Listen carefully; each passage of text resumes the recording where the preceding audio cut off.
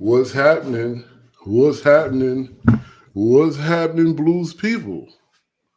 We are live at the Southern Ohio Folklife office, not even getting ready. We are setting off and launching this blues weekend. So it's almost, well, it's not almost like, right? We kind of went from Black History Month right into Women's History Month, and we're celebrating the roots of American music, the roots of world music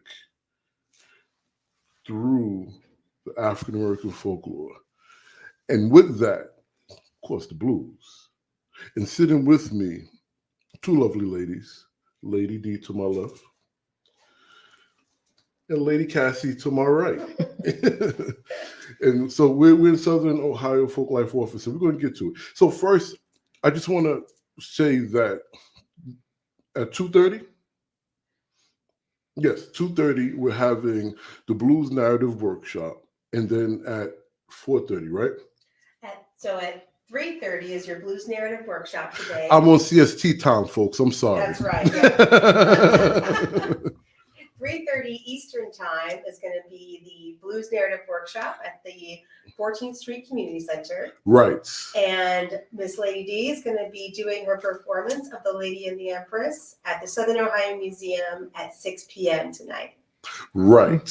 Okay. So with that being said, my next thing to tell you is please forgive us for being a couple of minutes late. If it was up to me, we would have been a whole hour late because I'm on CST time. Please forgive me. And that's Central Time for those thinking I'm saying something else. But we want to start with Lady D, her story, and then this performance, without giving too much away, that she's doing this evening. So my first question to Lady D is, when did you start singing the blues? Wow. I guess probably around 1995, something like that.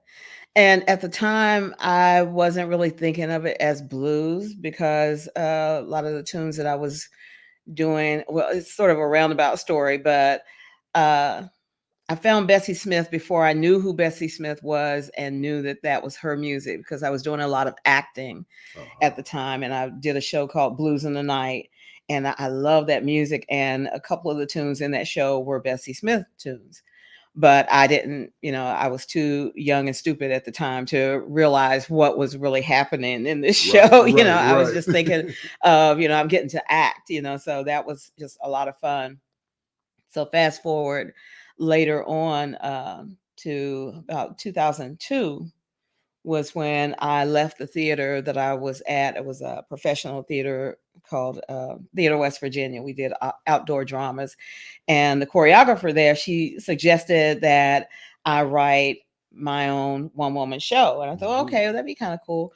And I was trying to figure out who to do. I had all these people, Sarah Vaughan, all these people that I had loved, but I thought, well, everybody knows them. I wanted to do somebody that wasn't well known to me. Once again, me being stupid and kind of young and not really knowing what was going on. But I had all these, that was before Google really was, had a lot of information. An encyclopedia fell on the floor and opened to the page with Bessie Smith on it. And I'm like, oh, okay. So I started reading about her and then I said, well, I got to find out some more about her. And we just clicked. And it's been me and Bessie since 2002. Yeah. Wow. Talk about divine intervention. Listen, those who are watching, if you have any questions for Lady D, just drop it inside of the of the post, okay? So you kind of answered my next question because what I was wondering was it your acting that inspired you to connect music and acting to have a one-woman show based on a singer? But you kind of answered that already, so we have to ask another question. So now my question is, as you started diving into Bessie, what did it open up in regards to finding out about the blues and the blues people and how it connects to your life and culture? Well, it's, anytime you get on the internet, or even back then, reading encyclopedias, and I bought every book I could find about Bessie Smith. Of course, other people are going to get mentioned in there, and you're like, well, who is this person? So then you're off, a little bit off the path and starting to read about other people like Sippy Wallace and Mamie Smith, who was actually the first woman to record the blues. And it was just so interesting, and how all these people, and especially in that era, Bessie Smith's era, which was classic blues era, sort of opened the door to R&B as we know it now. And it was just, I was just amazed. And I'm, at the time I was like, anybody I ran into or had a conversation with, I tell them what I was doing. I was like, did you know this? And did you know that? And they're like, no, people were just sick of hearing me talk about what I have discovered, because it was like, I was the only person that knew this stuff. So it was really exciting for me to start researching Bessie Smith. And then I got involved, in live blues and going to blues shows. And then I actually started a blues festival of my own. And so I kind of, I got into the world where, now I'm friends with a lot of blues singers, and it's really like a family of people. And I love blues, and I love the people that perform the blues. What interesting thing you found out about Bessie that maybe relates to you as a singer or a Black woman? Well, the thing about Bessie is that she was very much her own person, her own boss. She didn't have an agent. She didn't, even in the beginning, she never used a drummer. Her band had to follow her tempo and keep it. And so later on, after she got with Columbia Records, of course, they told Bessie, you got to have a drummer. But I mean, she was everything. She was the last word on everything that happened. And I love a story that I read about her performing at the 81 Theater in New Orleans. And when she got there, the manager had gotten her a whole new lineup of dancers that were light skinned and thin, because the dancers that she had that traveled with her were dark skinned and they were kind of thick. And she said she refused to go on because she said she's not using any other dancers. She wanted dancers that looked like her.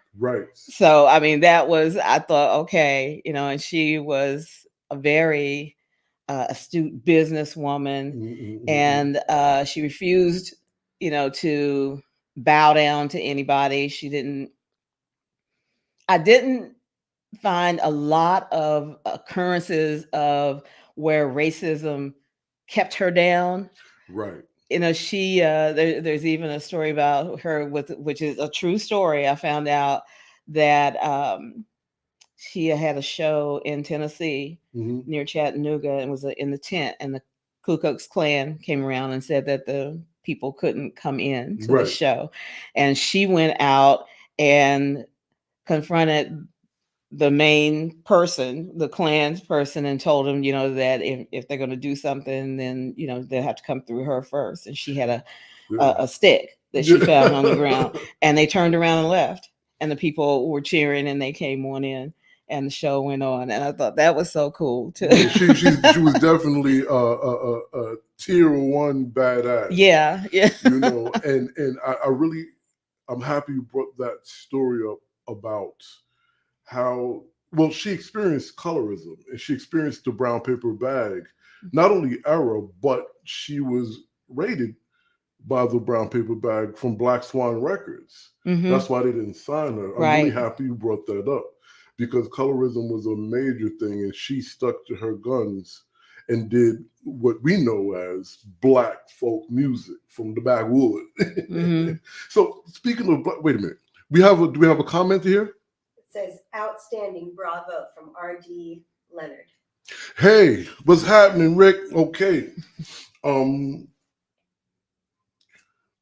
Singing style. Because she does what some folk call gut bucket, some folk call backwoods, the legitimate black church style singing. There's a whole bunch of names. How do you approach that? Did you always sing that way? Did you come out to church? Was it easy? Was it natural? Well, of course, yeah, I came out to church. I mean, there's just no other no other path. um, but yeah, that was one of the things when I was researching her. Like I said, this encyclopedia fell open, and I started reading about Bessie, and it was like she just I don't want to say possessed me because I got in trouble doing a show a few months ago. Uh-oh. Uh-oh. in West Virginia, in one of those counties that is very much a red county, right? And in the press, they said, and this was part of the press that I used to use, saying that I channeled Bessie Smith, and so I was accused of witchcraft before doing that show. So that was a big issue, and that was like the most excitement I've ever had around that show before. But anyway, I listened to all of her music that I could find, and she and we talked. And I said, Bessie, I don't sound like you. And she said, don't worry about that. You just get the attitude right and just go from there. And she told me which songs to use in what place. I wrote the show in 24 hours. And wow. So since then, I don't really listen to a lot of Bessie anymore because I don't want to try to imitate now, from what I've been doing. What I have been doing for the last 20 years seems to work. Right. So right. I don't mess with it. And it sounds like Bessie's happy with what you're doing. Yeah, she said, you don't have to try to imitate me. Just get the attitude right. And that seemed to be what she wanted. Let me ask you a question. There's and remember, y'all, you can ask Lady D a question as well, okay? There's a spiritual aspect of this. You speaking with Bessie, you honoring the ancestor. How did that come about? Is that part of your personal makeup? Did it just happen that way? How do we get there? Well, I'd never done anything like that before. Like I said, it was suggested to me that I write a one-woman show. And that was, of course, like everybody else, you like to see movies and things on television about people, who are not with us anymore. But I didn't want to dishonor Bessie's memory. And that was what worried me, because there's only one video, St. Louis Blues, that shows her singing and speaking, and it's like 15 minutes long. So it was, not much to work with.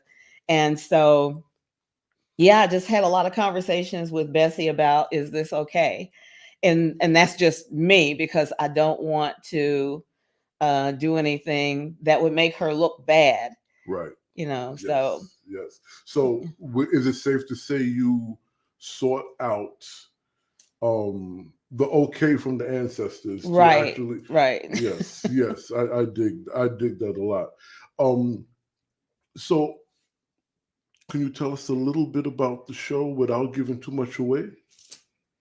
Well, Bessie is in her boudoir, and there just happens to be a band in her boudoir too. So this requires a lot of suspension of disbelief, right. You just believe that this is, happening. Okay. Yeah. So the first half of the show, she's basically getting ready to go out for a night on the town, and she's telling you about where she grew up, how things were when she came along, when she started performing with Ma Rainey. Brought her into her troupe, and she was with them for a while, and then people started asking for her to sing, by herself, and her travels, mostly up north. She really never covered a whole lot of territory Mm. as far as the country. She never went any farther west than Chicago, and no further east than New York. And that was, she never went overseas. And I think if she had lived longer, she would have. But at the time, that was her territory, in the South and the Northeast. And she tells, a few stories, kind of funny, and she's imbibing a little bit along the way. So, she's a little tipsy by the end of the show. But any knife fights? Because she was known for that. Just in the song, one of the songs that she does. Right. And see, I even refer to, her as she's not me, but her. Well, so that's very interesting that you are able to. I want to say it like this, so forgive me, the detachment, how you can separate the two. How does that work? Like in your mind and your spirit, do you kind of step out of your body and let her step in? How does that work when you're about to go into character? Yeah, I think so. She's sort of like always there. So it's like a switch that I can turn on and off. And the thing I like about Bessie, this show has evolved over the 20 years. Mm-hmm. And when I first started the show, it was very much a play, presented right to the audience. Now, a lot of it is interacting with the audience as well, because, a lot of times people will, I don't want to say heckle, but they'll say something to Bessie, and Bessie just responds in the moment. In Bessie form. Yeah. Which is fun. It makes it even more fun. Do you want to say something to Bessie? How you feeling about being in Portsmouth, Ohio? Well, I ain't never been to Portsmouth before. I don't believe. I can't hardly recollect all the places I've been, but we're going to see. But I usually judge places by the kind of liquor they give me before the show. Now we'll see what happens this evening. We'll make sure we get you set up right. Okay. All right. We want no smoke with Bessie. Does Bessie like moonshine? Of course I like moonshine. I'm from Chattanooga, Tennessee. That's right. So now, Southern Ohio Folklife brought Bessie to Portsmouth. Did I say it correctly? Portsmouth, or some people call it Portsmouth. Aha, okay. So do you want to get on camera, or do you? Sure, yeah. Let's see. Do you want me to get up? No. I'll come sit next to you guys. This is great. Yeah. Okay. So tell us about how you got Bessie to come to Ohio. Well, I'm really excited, first of all, that you guys are here today and for this conversation. So welcome on behalf of Southern Ohio Folklife, Portsmouth, Ohio, and all of the Southern Ohio region. We'll just speak for all of them. Yes. Welcome to Ohio. And so I went to the Waymakers Collective gathering, and that was in Harlan County, Kentucky, several months ago. And I saw Lady D, and we had already been on a program together. Actually, it's from Mid-Atlantic Arts, who's funding this particular program for us. Thank you, Mid-Atlantic Arts and the Central Appalachia Living Traditions Program for helping us make this work today. So we had been on a program that was surveying the folk and traditional arts throughout the Central Appalachian region. And we were both steering committee members for that. Mm-hmm. So I knew Lady D, and we were so excited. We had no idea we were going to be there at the same time. And so a member of my board, Edwin Martell, shout out to Edwin, he said, as soon as he met you, he said, so when are you coming to Portsmouth? And I said, well, that's an invitation. Now we have, that is an invitation. So now we have to step up to that invitation. And I was more than happy to, because I have had such a pleasure working with you in the past. Thank you. And just hearing your critical perspective during that survey that we did and that we participated in. So as soon as I knew that Lady D, that we were going to be writing a grant to get Lady D here, I said, well, we're going to need Lamont, like obviously. And I just thought that the two of you guys coming together would be magic. Yes. And it already has been. And then this is actually just kicking off the start of the implementation of that magic. So thank you for hopping on with us. Not a problem. I love it when it comes to the blues, when it comes to the communities, and when it comes to good friends, I'm there. It's all together. Yes. So now, is this the first blues program for Southern Ohio Folklife? Yes, it is. Yes, Oh, absolutely. Okay, so how excited are you? Oh, I am thrilled. I am absolutely thrilled. And I'm really excited that you two are going to be bringing expertise, performance, a workshop for the kids to think about the through lines between the blues and hip hop. Yes. I think we've got 3 events this weekend, and we're going to be covering a lot of ground together. Yes. And wow, in just the weekend. I feel like I'm doing like I can't believe a Jerry Lewis telethon the way I just said that. So let me just slow down. Sorry, folks, because I almost forget. Anyway, so now with that, you mentioned Mid-Atlantic Arts, right? Yeah. Who else has collaborated with us and sponsored so this can happen? Absolutely. We got lots of great folks lined up here. So as we said, Mid-Atlantic Arts and their Central Appalachia Living Traditions program has given us the grant money to make this happen. We have major collaborators that are hosting us in their venues. That's the Southern Ohio Museum and Cultural Center, which is actually just right across the way from us here. The 14th Street Community Center, and a really incredible and amazing long-time running community center that has been the cornerstone of the Black community and just the entire community for over 100 years. Oh my goodness. That's right. So wait, we're in a historically Black community? We will be shortly. Okay. Do you have could you tell us anything about that? Because that makes, everything we just discussed makes this extremely significant. Yeah. But the icing on the cake, if you will, that this is happening in a historically Black community in Southern Ohio. Mm-hmm. Is there anything you can tell us about that community? Yeah, well, very welcoming. I've always had an incredible time at the center. They have engaged in mutual aid for a very long time. Actually, what I should say most of all is that there are lots of folks who have done great research about the Black community in Portsmouth and in Southern Ohio. And one of the places that you can find out more is by going to Scioto Historical. It is an app, and it's also a website, and it's run by our good friend and colleague, Andrew Fite. He's a professor at Shawnee State University, and he does work on digital history, especially in Appalachia, and particularly about the Black experience here. And he goes, really far back in history, all the way to the present. And you should read the articles on his website, because he really does a great job of delving into that history. And that's actually geolocated. Uh-huh. So he will have a pinpoint for a particular location and provide that history, have references, and then you've also got typically images that are really rich.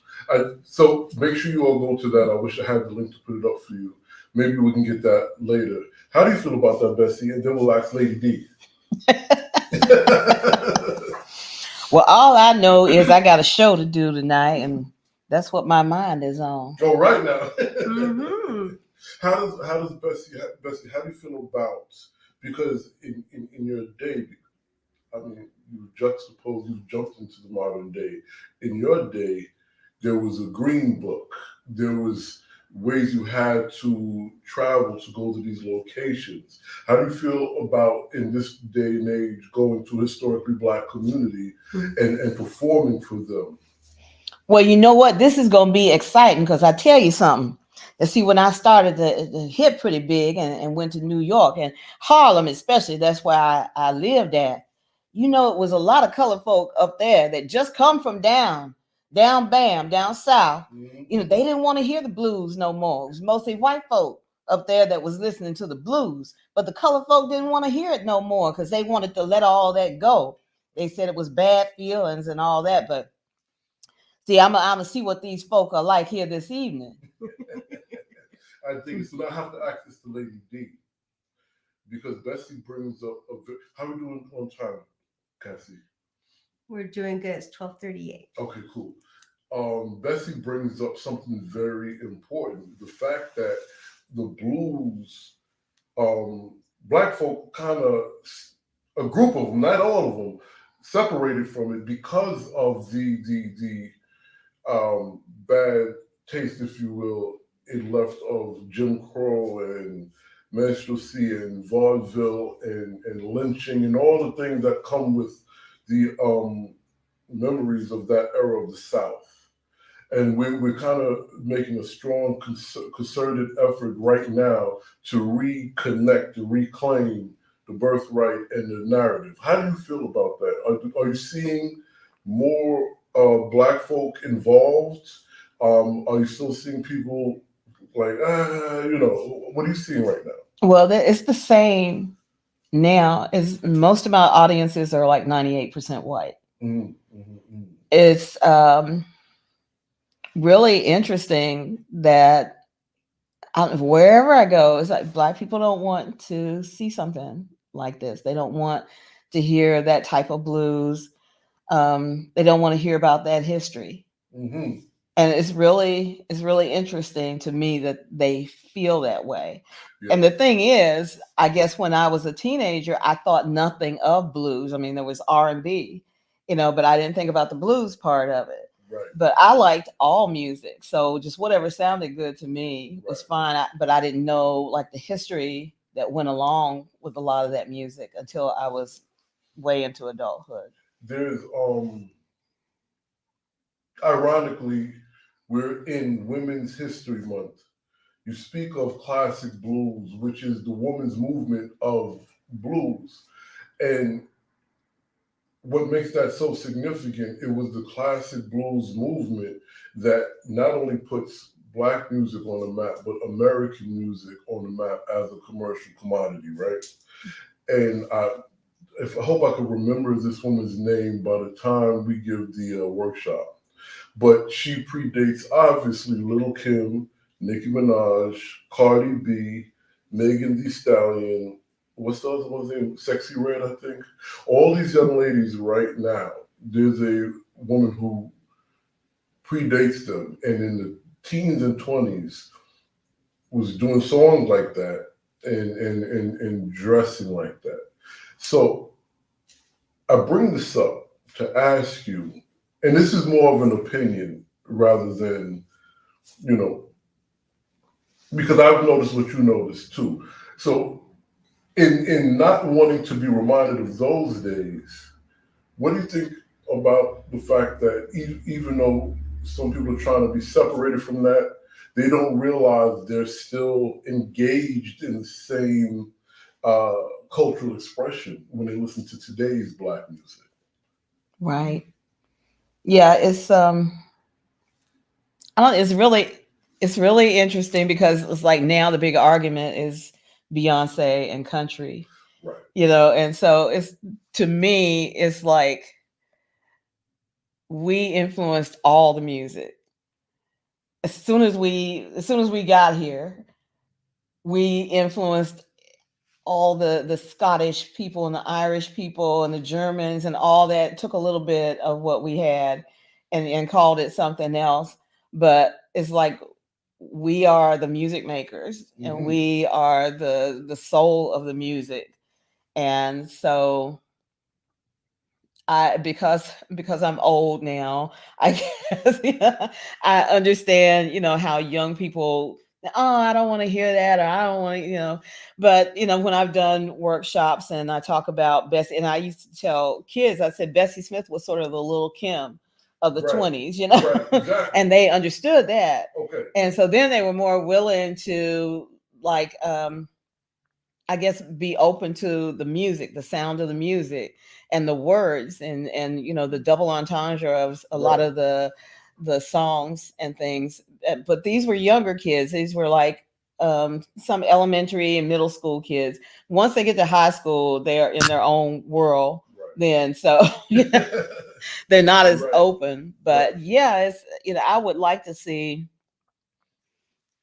kids, they need to be taught about the history and the music, and adults need to get back to this music. Yes. And so I would love to see a renaissance, so to speak, of our people coming back to the blues, to the roots. Yeah.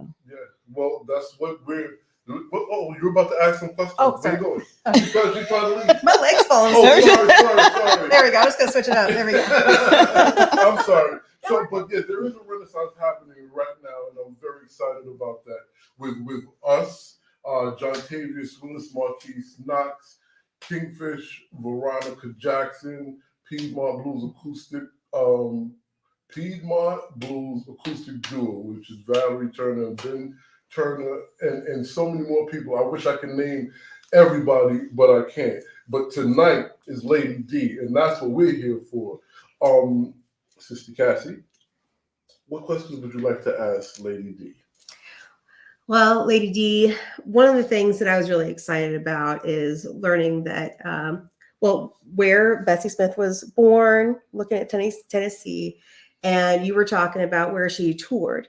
And, I'm thinking that's in the Appalachian region, and that's stuff that I'm interested in.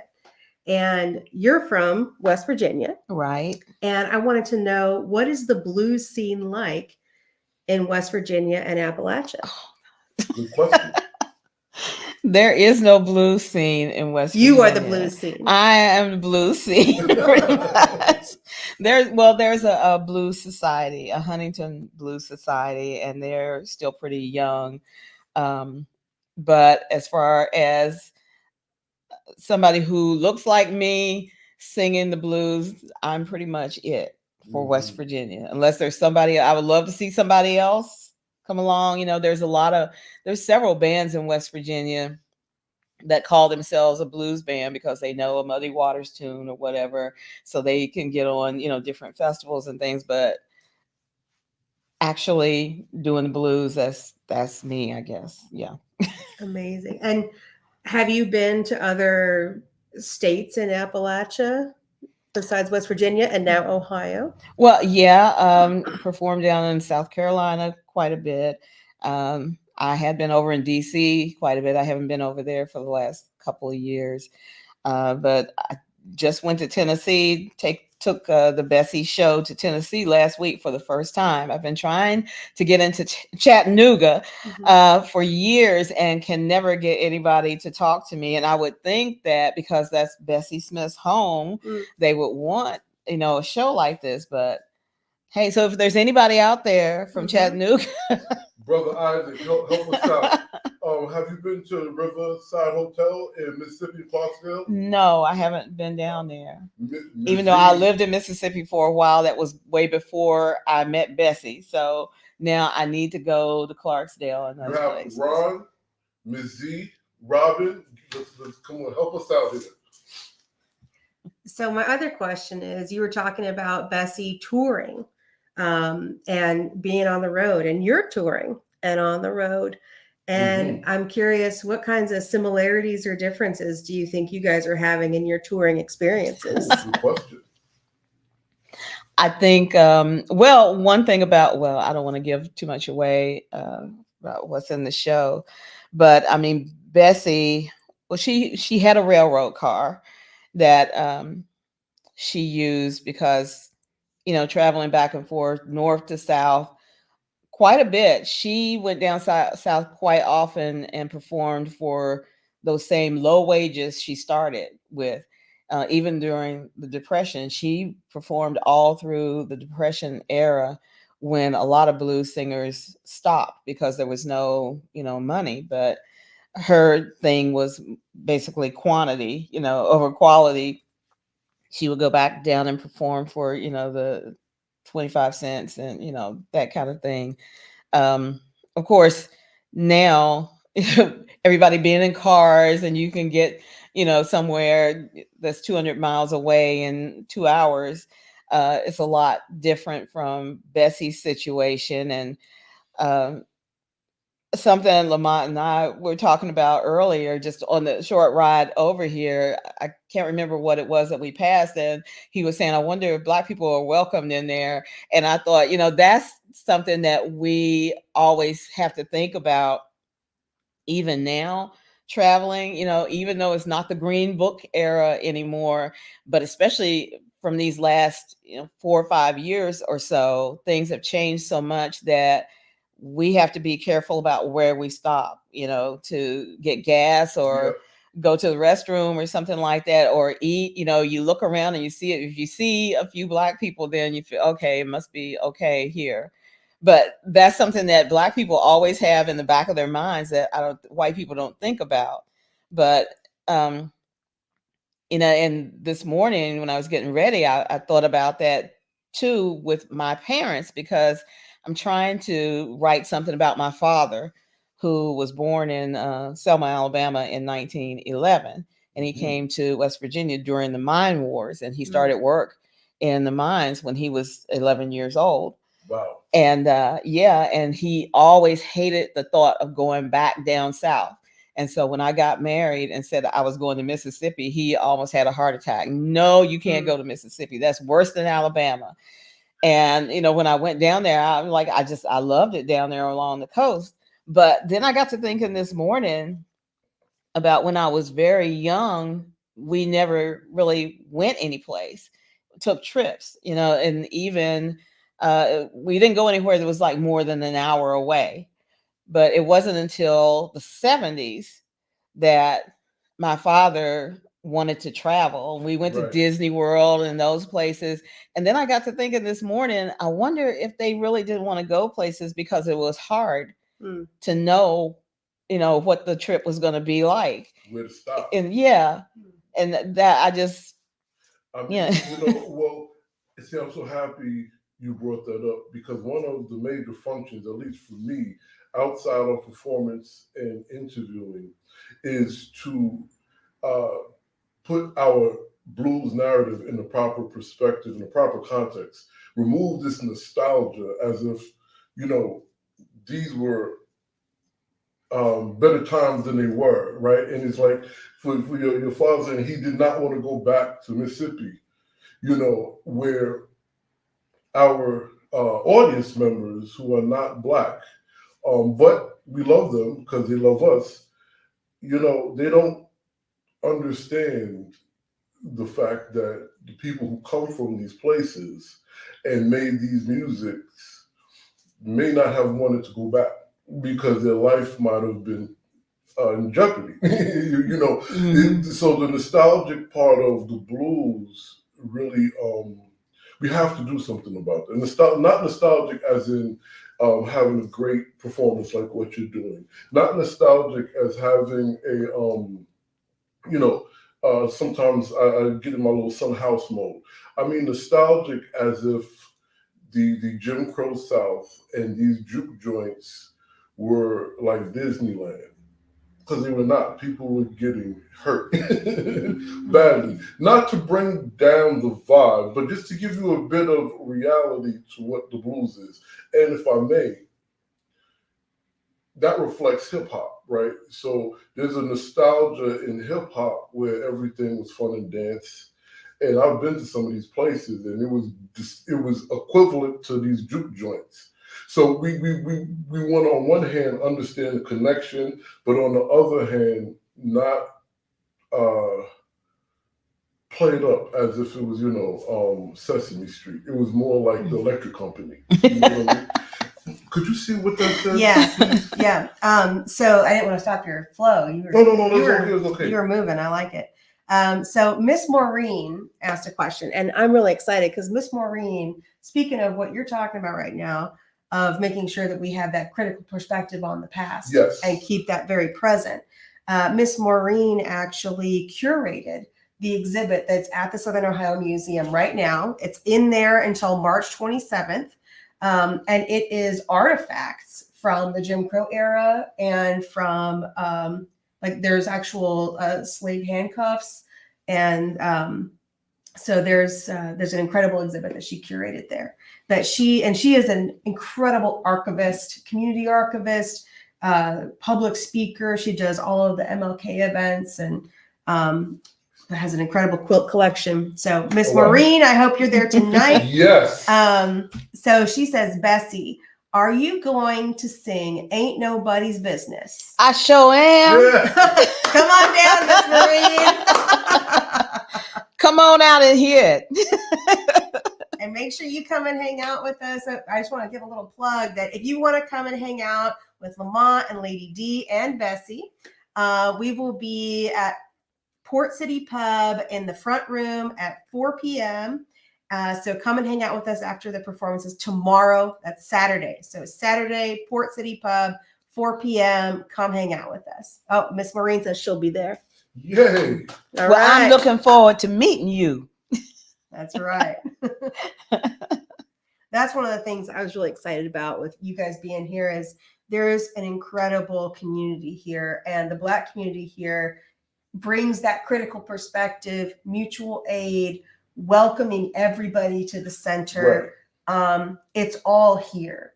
And I think that the connections that we're going to form are going to continue. And I think that you guys have a home in Portsmouth forever now. That's great to hear. Yeah. Always Yeah, good to have I a may home. need to move. Come on. We're ready. You can bring the only blues performance show in West Virginia. You can just go ahead and come on here. Well, We'll share you though. We can but share. wait a minute. Isn't this the only blues performance that's happened here as of yet? Now, for our organization, yes. I cannot say. For the entire. So actually, no. Oh, hold on a minute. Okay. Now I'm going to get my history right. So, and this is recent history. The 14th Street Community Center does actually they do a soul food festival. They're really great soul food festival. Foodways. Yes. Oh, Drew Carter's. Drew, what's happening? What? Sorry. Yeah. Hi, Drew. He says, we're excited to have you out in Portsmouth, Ohio. Great interview. Thank you, Drew. Thank you, sir. Drew Carter makes everything happen, along with Miss Kadoga and Miss Maureen. They make it all happen. So you were telling us about the history. So they have the soul food night, but not yet the blues night to go with the soul, because we're dipping into our folkloristic hats, right? So we have foodways, soul food, which soul food is an extension of Southern food, which migrates with the blues. Yeah, I think Miss Maureen and Drew can probably answer this better than me, or if Drew Fight is on this call, he could probably help more. Or you can just have Lady D perform while they're cooking soul food, and I can just be in the back off camera. You need to come to the Soul Food and Music Festival. You just made the connection. When is that? It's in the summer usually. Yeah. Well, give me a date and I'll try to make that happen. All right. Drew Carter, let's get on that. We'll do a little collab for that. Yes. Any other questions from y'all for either Bessie, Lady D, Cassie, or even me? Mm-hmm. Hey, have you ever been in Ohio before? I've driven through Ohio to get to Bowling Green, Kentucky. Okay. That was it. All right. That was from New York to Bowling Green? Yes. The 16-hour drive during COVID. Yes. Man. Quarantine, I should say. So we drove through and we stopped in Ohio at a Kroger. So this is like my first real experience in Ohio. Well, welcome to Ohio. Thank you. Yes, and especially to Portsmouth. This is a great place. I think you guys are going to have a good time hanging out with everybody. And I think that you guys are going to help to connect with the great cultural work that's happening here already and only enhance it. Yeah. I would say, and this is not my expertise, but you've given me an opportunity to use this term. The vernacular architecture here is exquisite. I never get the chance to use that word. But looking at the way the buildings and the streets and the little community look so far, it is it's really welcoming, and it's man, I hate to sound nostalgic after just getting on a pedestal about nostalgia, but it has a warm feel. Mm-hmm. Yeah, I think you're going to get even warmer once we get to the 14th Street Community Center, because you're going to feel the love that fuels that place. Can we discuss one of their new attractions? Yeah. Briefly, could you tell the folk what is going on there? Hey, so the 14th Street Community Center, as I understand it, and I've seen it, they have a podcast booth now. They had a grant. They got a grant that helped them to get a podcast booth, and they got another grant to continue to build it out and to get the equipment put in there. And part of the grant that we had for this event is also going to support that podcast booth.